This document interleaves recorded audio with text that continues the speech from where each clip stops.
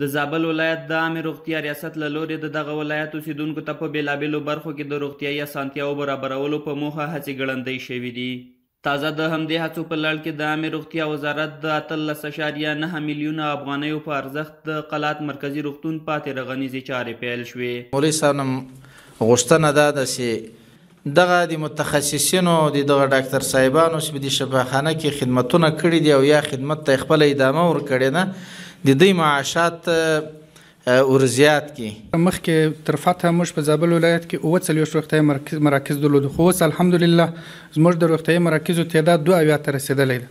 سپینې ساحې مو ترې اندازې پورې کور شوي دي، خو بیا هم مجموعي صاحب موږ سپینې ساحې لرو، داسې ډېرې منطقې لرو چې هلته لارې بندې وي، سیلابونه راځي، پلونه موجود نه دي، یعنې له ډېرو اړخو داسې مشکلات شته. موږ سپینې ساحې مو زیاتې دي، خلک مو احوج دي، رسیدګي و روغتیایي مراکزو ته نشي کولی که دې ته توجه وشي.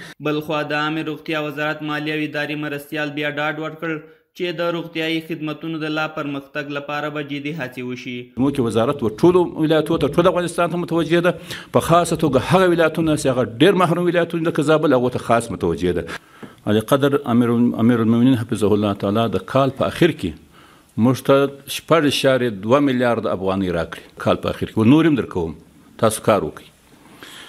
نو موږ دا اوس دغه پروسه شروع کړې ده په ټولو ولسوالیو کې د افغانستان 300 ولسوالیو کې چې په دغه نه فکر کوم نوي که یو نوي ولسوالیو کې په هغه کې ځینې مثال دغه شبخانې جوړوي، باقي 300 ولسوالیو کې په همدغو پیسو باندې موږ دا پروسه شروع کړې ده د دغو شبخانو د جوړولو.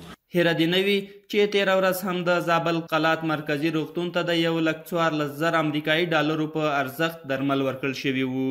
صلاح الدین تورکې، ملي ټلویزیون، زابل.